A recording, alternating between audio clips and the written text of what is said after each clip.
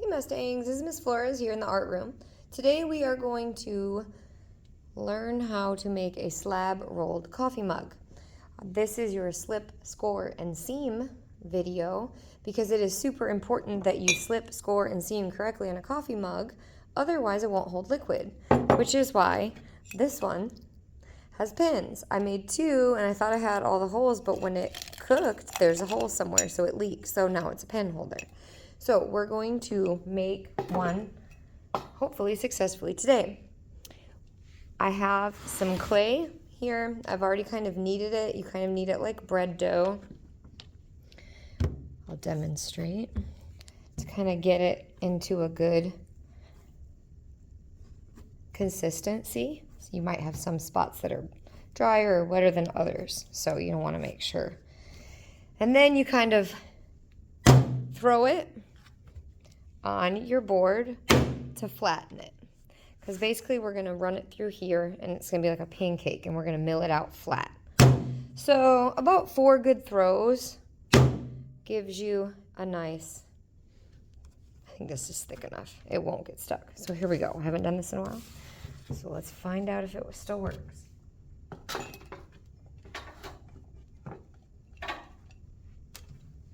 Go to this side.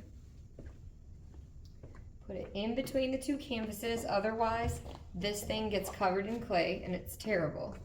And you take the canvas and kind of edge it right up, and you make sure it's going the right direction.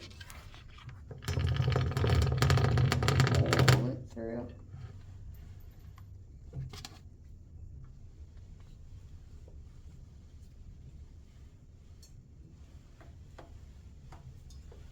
And you'll kind of feel when it stops.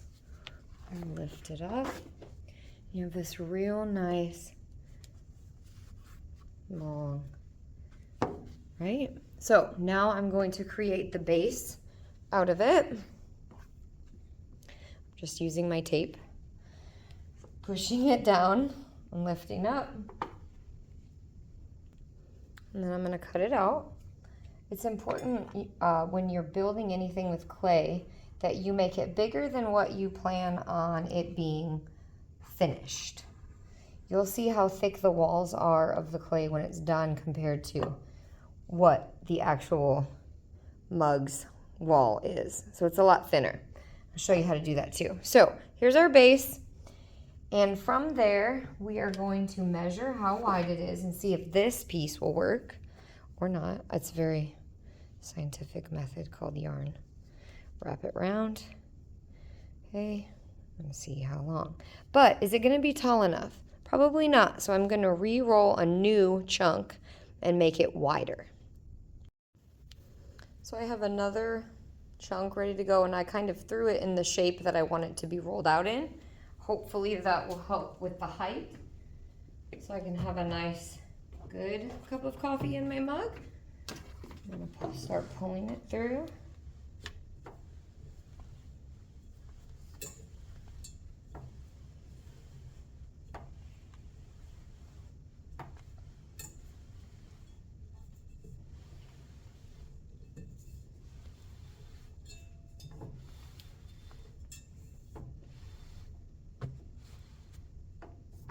I'm going to stop there because we don't want it to fall off or get on the metal roll.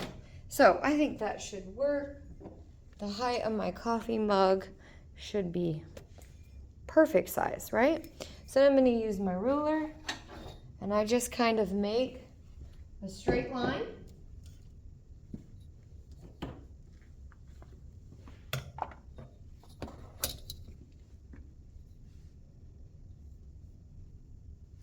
It's not going to be perfect, but the more, here we go.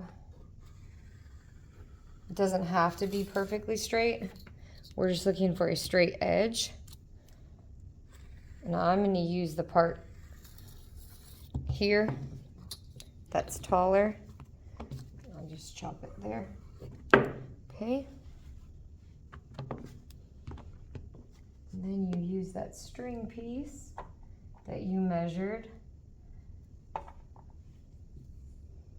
Okay. And I'm going to give it a little extra And then you have your two pieces for the most part of your cup, right? Like so. And we'll wrap it around. But here's the part where it's different than modeling clay. We need to slip and score it, or score it first, then slip it. This is what we're going to do. Okay, so I've trimmed the top a little bit so it's a little shorter. Now I'm going to trim the edge. So I'm wrapping it around the edge of my clay. I'm not sitting it on top. I'm wrapping it around the edge. You want to always give extra clay where you're seaming. So I think I'm going to cut it right here.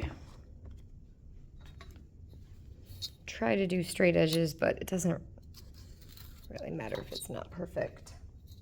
I've already consolidated my other clay because it dries out quickly, and especially when it gets run through fabric, because moisture will be wicked out. So then I dip my hands in the water and kind of get this, just a little like, oh, hello, drink of water, right? And we're going to score the two pieces that we're going to connect. You can use whatever tool you want to make the scores. This tool works very well. It has that little ridge on it. It makes it fast, in my opinion. It doesn't really matter. You don't want to score too much. You're just roughening the surface of the two things you're connecting. And when you do that, it gives the clay space to kind of get squished in together and become one piece, which is what you are ultimately going for. Any extra weird clay like that, you put back in this box, which is the slip. And I'm going to get it a little wet too, just because it is kind of dry. And then I'm just going to put this stuff. It looks like mud, because that's what it is. It's clay mud. And I'm going to put it on the edge. You don't need a ton. You don't want too much. But just enough to kind of fill in all those spaces. This is the glue. Sometimes you put it on both. You don't have to if you get a good connection on the other one.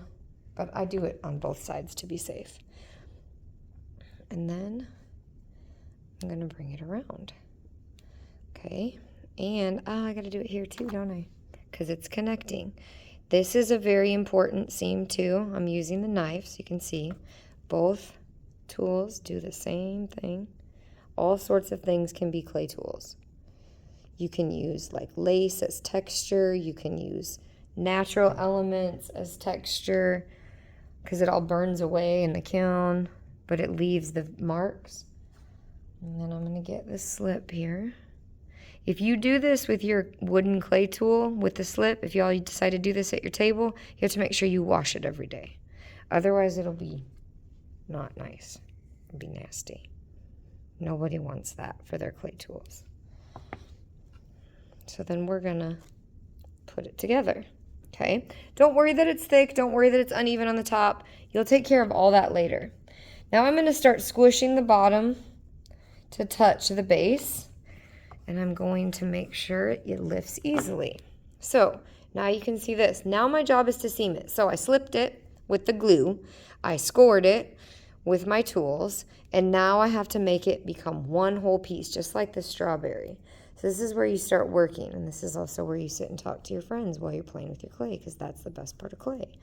So you're using your hands. It's very physical. The inside of your mug is the hardest part to seam.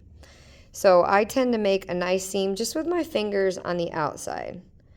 But I'm constantly pushing it in towards itself, which then bends it. But in the bending, you're putting a little bit more clay on the base. It's kind of hard to see with the shadows. See how it's moving in? Okay, now I'm going to take this tool, the one that had the edge on it, this nice curved side. Help seam it.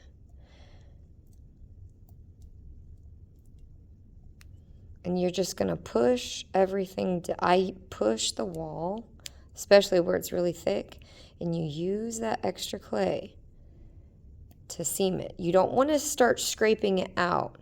You want to keep it in. Okay?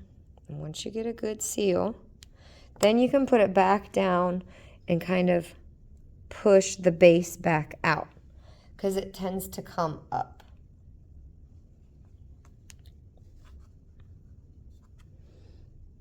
now you have a cup, right? And then you're going to attach. This seam still needs to get smoothed out. You don't want the seam unless you're going for some weird seamy look. Maybe you're multiplying lines. So this is kind of tall, and if you don't have long fingers, it'll be hard to reach inside. You can always change the height of your mug even after you've put it all together. It's better to leave it tall until it's all connected and you've decided what use you're going to do, then you can cut away. But it's much harder to add it on. So I'm seaming both the inside and the outside, and then my next step would be to make a handle if it's appropriate, if you're making a coffee mug or hot cocoa mug.